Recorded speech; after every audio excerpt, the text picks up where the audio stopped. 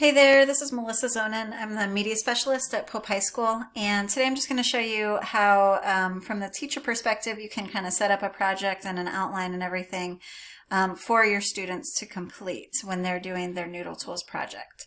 So I'm just on the dashboard of a project here, and I can go in and I could edit, and I can give a specific research question here. So if I have a certain question that I want all of the students to be able to answer, I can put that in right here, and then I could leave this blank for the students to fill in with their thesis, or I can create a thesis for them. So I could put that in here. And then down here, if I have certain to-do list items and due dates that I want them to be able to make sure that they get done on time, I can enter all of their to-do list items here. I just put in what it is, when it's due, and when I hit submit, it will show up in that to-do list at the bottom of the page. So under the note cards tab, I can go ahead and start to create the outline for them. So I went ahead and put in some things here just to kind of give you an idea of what that would look like. So, I could say paragraph 1 claim, and just put insert here so they know that they're going to edit this and make that their number 1 claim, right? So when I click on something and I go up here to edit, I can go ahead and change that text, and the students will have that ability to do that as well. And right here, for their quote for support, that's where they would pull over a note card. So let's say that this was my quote for support. I put that right there. I could have that there, and then under here they would put the analysis of that quote. And I could even change this and take this out and have that note card be point A right there. So in order to set this up, you just go up. So let's say I'm going to add a topic. So now I have topic number 5 down here.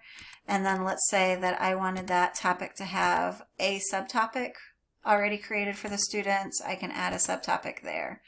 And you can also, go ahead and add a subtopic to that. So, oh, sorry, I need to click that. So, if I want, like I did here, like maybe this is the quote, and then the subtopic for the quote is the analysis of that quote, or whatever. So, you can kind of preset this up where they just go in and edit each option instead of having to create from the get-go. And again, if they have a source they're using for that, they just drag and drop that straight into their outline. And then so let's say you've got everything set up on the dashboard and you've got all of the outline and everything set up for your students. The way the students are going to access that is right here. You would turn on your public access, and then you would allow the entire project to be copied. And then what happens when you hit done is it gives you this link. And so when you give your students that link, they're going to see any sources that you've created, which you don't have to have sources in there, but they would just see this, and then right here they would hit copy project, and when they do that, then they're going to get that entire project on their project list. So now when I go back to my projects, here's the copy of the one that I just created, and so they would just rename that, and they could go in and they could share that with you, and then everything that you've already created under your note cards for the outline is already there for them. So if you've created any sort of to-do list items or anything, they're going to see all of that. If you already put in the research question, they'll see whatever you had already worked on essentially before you sent them that project. And then right here under sharing is where they would share that project with you once you've created your project inbox. So if you have any questions about how that works, just reach out to, the media specialist at your local school, and they will be happy to help you.